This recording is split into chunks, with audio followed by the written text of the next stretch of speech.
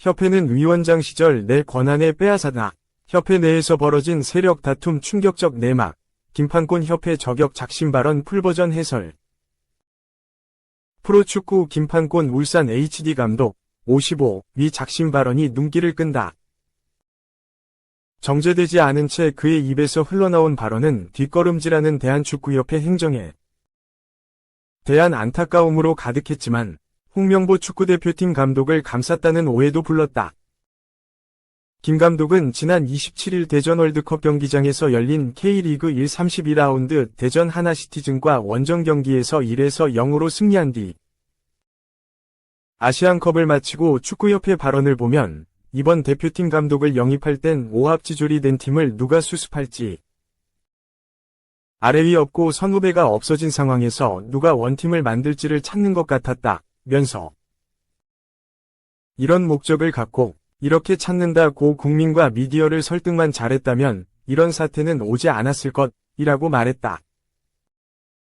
김 감독이 홍 감독 선임의 공정성 논란과 관련에 대해 입을 연 것은 이날이 처음이다.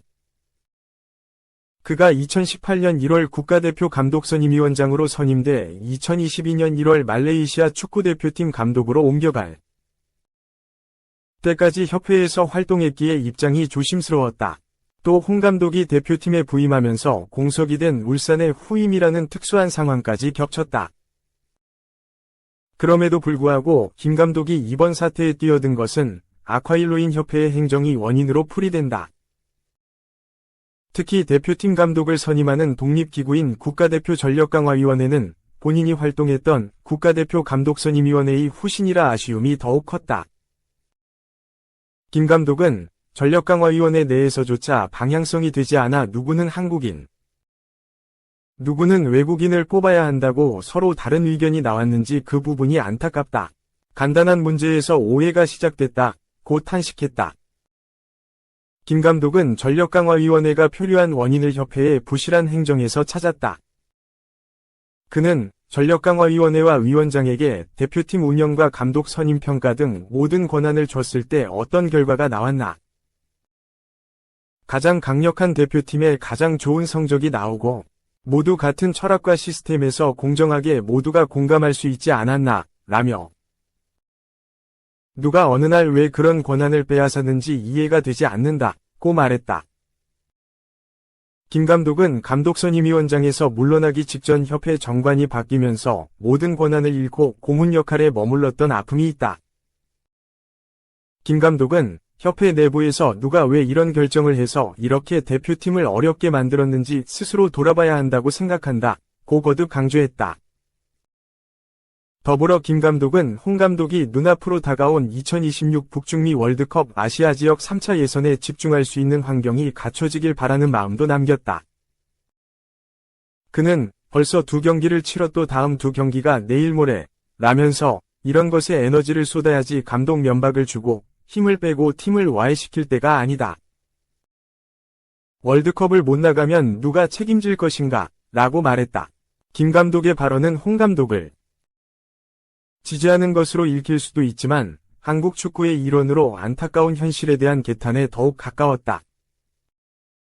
이미 홍 감독 체제로 월드컵 본선 티켓 경쟁에 돌입한 상황에서 또 다른 혼란을 불러일으키면 안 된다는 현실 인식이기도 하다.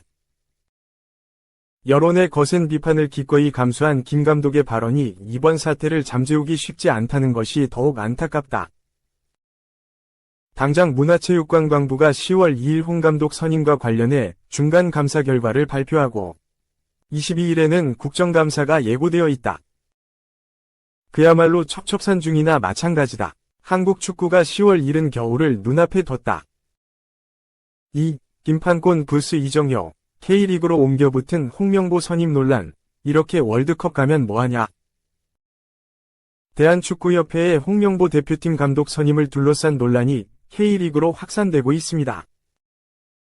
홍명보 감독의 후임으로 울산 HD를 지휘하는 김판곤 감독은 국가대표팀 감독급은 국내에서든 외국에서든 최고 레벨의 지도자인데 프레젠테이션을 요구하는 건 우스운 일이라고 말했습니다.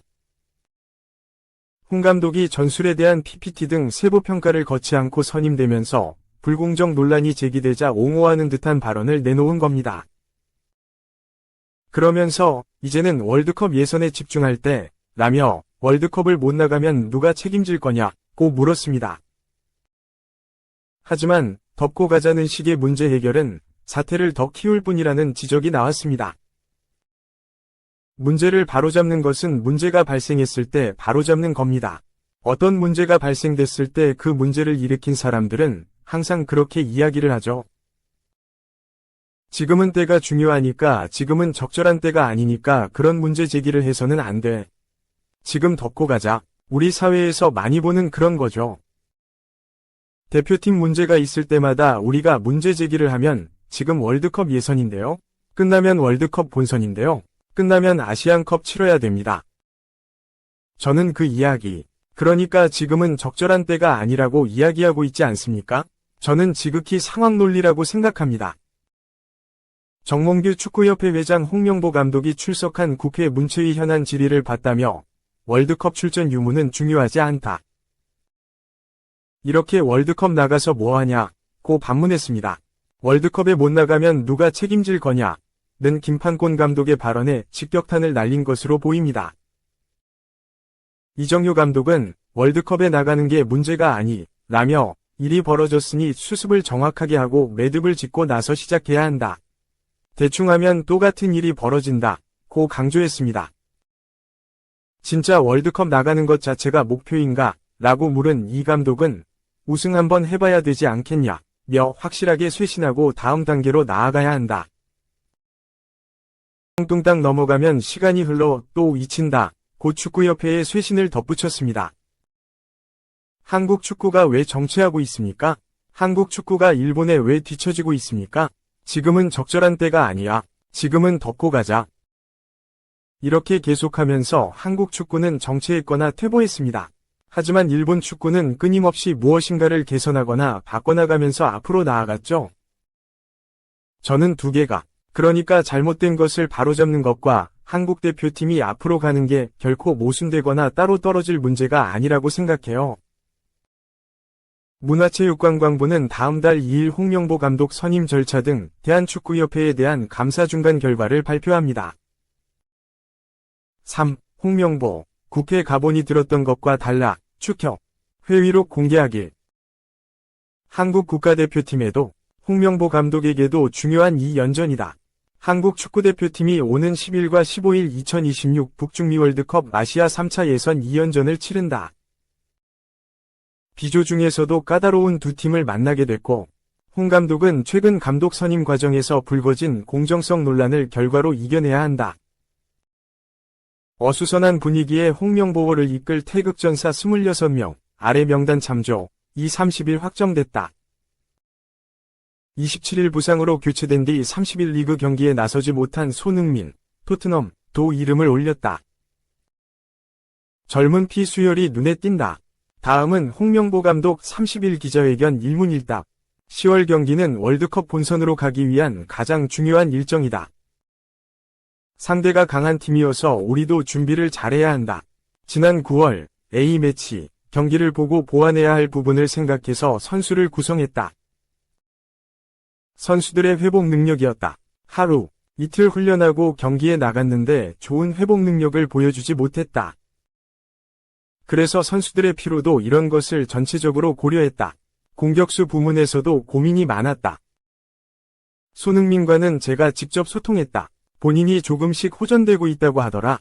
물론 지금 당장 출전할 상황은 아니라고 본인과 클럽에서 얘기했다. 소집일까지 경기가 남아있으니 손흥민의 출전 여부를 지켜보면 될 것 같다. 손흥민은 그동안 대표팀과 소속팀을 오가며 힘든 일정을 보냈다. 무리하게 내보내 선수가 어려움을 겪도록 하고 싶지 않다. 혹시라도 손흥민이 못 뛸 것에 대비해 플랜 B는 준비했다. 둘 다 고려하고 있다. 우선 손흥민 포지션에는 여러 선수가 플레이할 수 있다. 황희찬, 배준호, 이재성 등이 있다. 손흥민이 못 나올 경우 경기 외적으로 다른 부분에 영향을 미칠지 모르겠지만 포지션을 대체할 선수는 충분히 있다. 대체 선발도 이뤄질 수 있다. 첫 경기가 원정이고 그 다음이 홈이다. 시차와 선수들의 컨디션이 중요하다고 생각했다. 유럽에서 중동을 거쳐서 한국에 들어오면 시차 문제에서 어려움이 덜해서 좀 더 나은 경기력을 유지할 수 있다.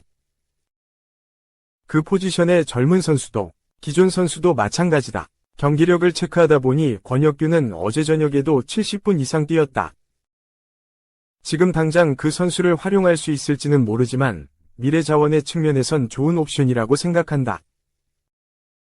1차 소집에서도 어린 선수들이 들어왔는데 미래를 위해서라도 꾸준히 지켜보는 과정이라고 생각한다.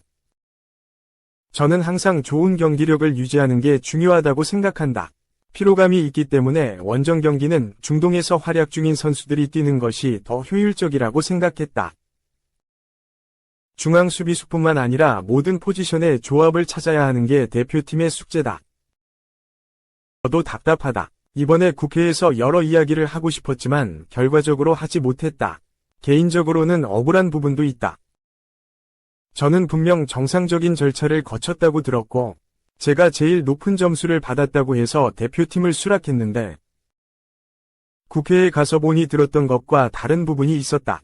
전화로 동의했냐, 안 했냐 등 그동안 있었던 회의록을 협회에서 공개해줬으면 좋겠다. 그게 안 된다면 가장 쟁점이 되는 10차 회의록이라도 언론의 평가를 받아 투명하게 검증해보는 것도 하나의 방법이라고 생각한다. 주한 코치가 유럽에서 선수들을 체크했다. 그 선수들이 이번 명단에 포함됐다. 더 중요한 것은 유럽에 30여 명의 선수가 뛰고 있다.